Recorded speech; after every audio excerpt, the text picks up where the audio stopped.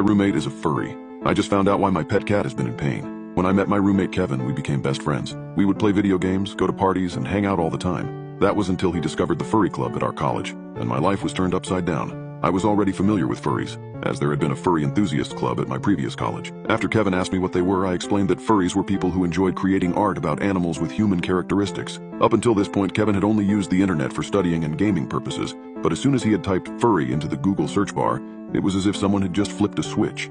He became a completely different person. Instead of joining me in partying and games, he'd spend his free time on his computer, browsing through all sorts of furry forums and other websites. He still went to class and did his work, so I didn't think too much of it at the time. But after we returned from Christmas break, he showed me what he had been working on while on break.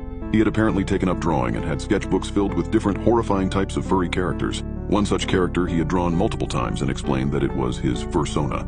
I found the design impressive, but I was extremely thrown off the second he asked me if I was attracted to it. I immediately shut that down and told him how disgusting he was to even think about that, and he apologized, saying it was just a joke. I knew he wasn't joking. I started to get more worried when I saw his grades begin to suffer. He'd rarely show up to class, and when he did, he always seemed exhausted, like he hadn't gotten any sleep the previous night. He spent more and more time on his computer, or at least, it seemed like he did.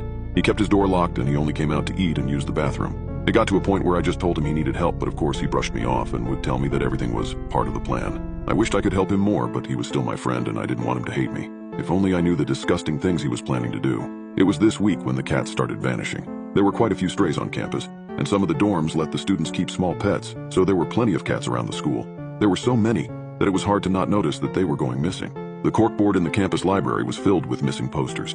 Campus security was increased when rumors began to circle about a supposed catnapper. A few students claimed to see him, luring strays away with a small bag of catnip. I had a cat myself, and was starting to get worried. Originally I was scared she also might get stolen, but I was even more worried when I noticed she was acting differently. Not as a stiv, didn't walk around very much and seemed like she was in pain. I saw Kevin even less during that time. The few times I did see him, he was accompanied by a man I didn't recognize, slightly overweight, balding, and wearing glasses. Asking around, I learned he taught at the medical school nearby and was a retired surgeon. I didn't know why Kevin was hanging around a guy like that, but I convinced myself it was better not to know. I pushed any thoughts of Kevin to the back of my mind and tried to focus on my studies. By April, I had all but forgotten about Kevin. That was until I received a text. I was watching Netflix when I heard the buzz. I thought it was my phone, but noticed it was Kevin's. He'd left his phone on the counter. I had to read it. I had to know what was going on. Hello? Kevin would like you to come to the basement of the science building. The door is unlocked. I thought about ignoring it, but it was the first time I'd heard about Kevin since the beginning of the semester. I quickly typed a response. Why? Almost immediately I got a reply.